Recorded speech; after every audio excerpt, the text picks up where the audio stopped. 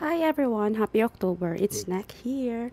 So welcome back sa mga bago. Hi, nice meeting you. This is Nak, your friendly tarot reader and guide. Ayan siya. So yan, October na nga and sorry kung late tayo nag-upload but bago tayo mag-start ng reading, tulad nga ng promise ko last time, meron tayong top 5 or something 5 na eme before we do the reading. So for this month, this is your 5 affirmations that you can use for the month of October. Ayan, 5. So, meron tayong cheat sheet.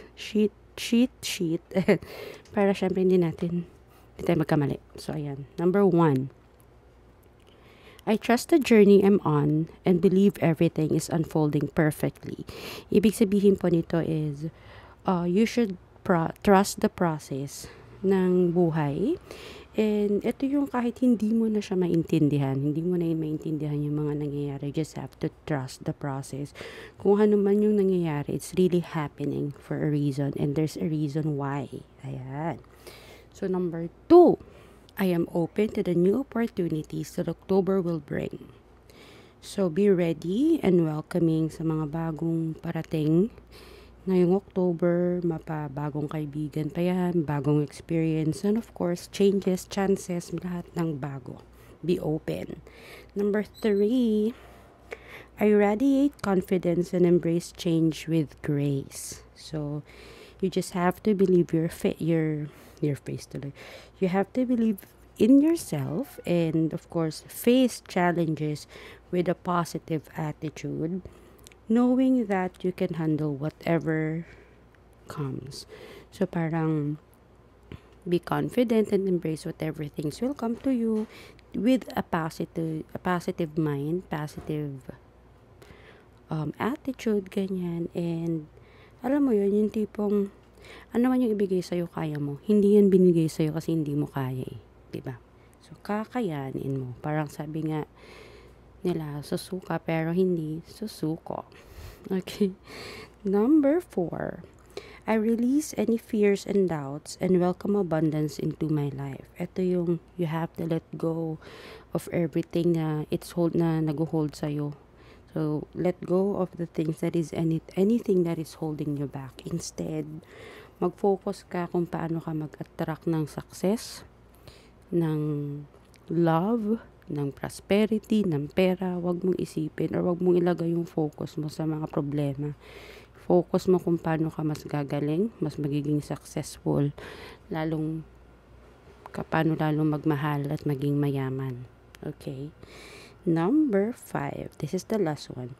I am in alignment with my higher purpose and ready to receive guidance. So, you are on the right path and open to receiving wisdom from the universe, your intuition, or your higher self.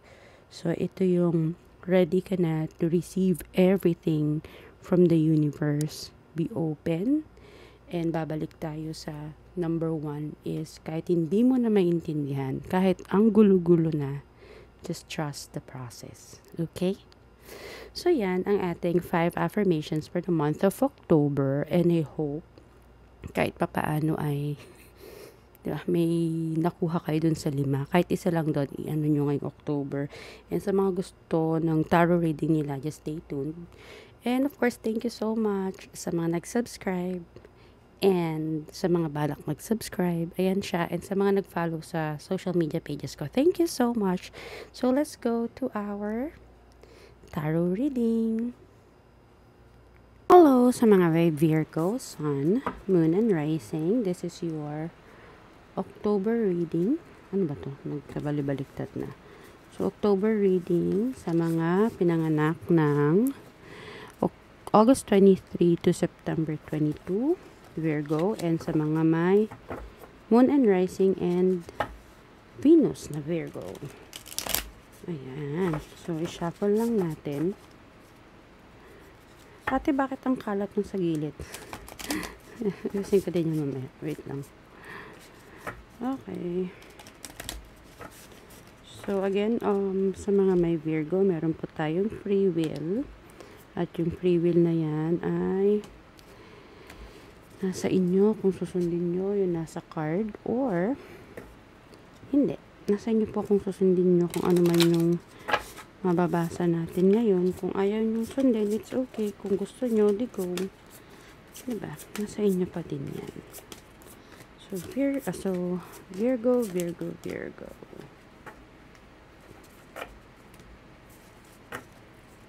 Sa ilalim is Five of Swords. So, sa mga may Virgo, Sun, Moon, and Rising, medyo sasakit ang ulo natin. Basta may picture pa lang.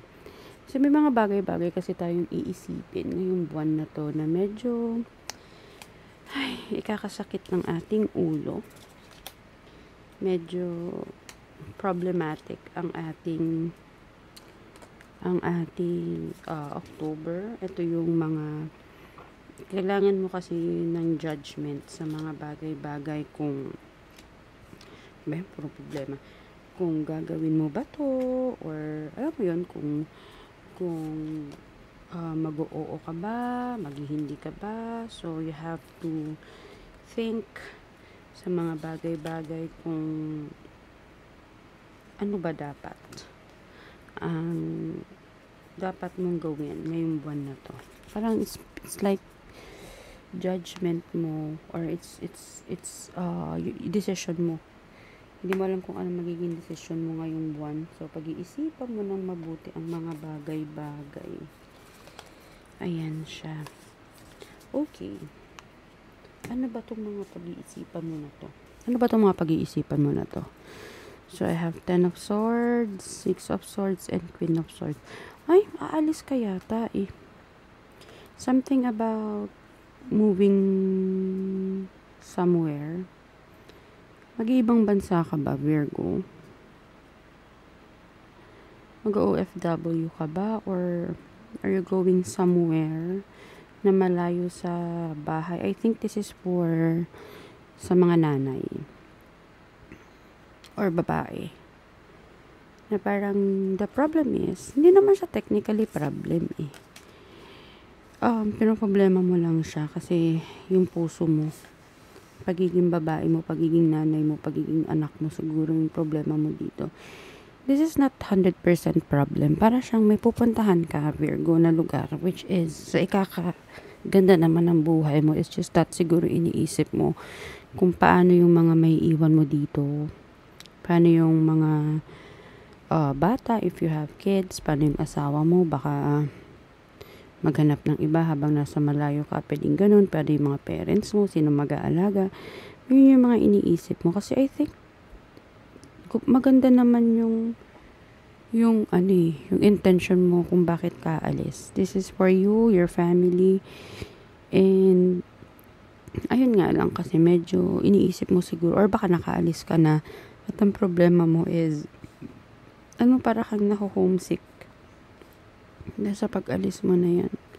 Pero don't worry kasi nga wag kang masyadong, kung aalis ka pa lang, wag kang masyadong mag-isip kasi nga this is for you, for your family, ikakaganda ng buhay nyo. So wag mo masyado siyang problemahin, Virgo. This is wag natin pairalin masyado ang puso, ang emosyon kasi kung ikakaganda naman ng buhay nyo at ikakaayos ng buhay nyo, why not? Diba? Pero still, nasa'yo pa rin naman yan. Four of Pentacles. Kasi kailangan yung mag-save ng pera. Kailangan mo ng maraming pera, kaya kunin mo na yan, offer na trabaho na yan sa'yo. Kasi ang dami mo nang nagastos dyan. Ngayon ka pa ba mag-iisip? Diba? 7 of Wands. Ibig sabihin, go. Kasi matagal mo naman ang plinano to. Nagko-connect siya eh. Parang nagdadalawang isip ka na lang ngayon. Go. This is actually short reading lang sa mga may Virgo kasi para siyang nagdadalawang isip ka lang kung ipopush mo na ba o hindi. Pero ang dami mo nang nagawa. Nakapag-apply ka na, nakapagpasa ka na ng papers, ang dami mo nang nagastos. So, ano pa ba yung pumipigil sa'yo? Emosyon?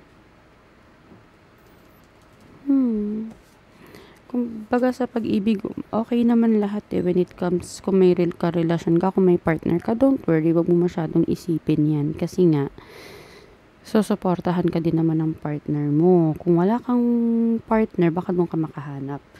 Kasi when it comes to love, everything is actually okay. Ano ka lang, medyo nagdadalawang isip ka lang, which is hindi naman dapat sa mga may Virgo, Sun, Moon, and Rising. Huwag ka na mag-isip.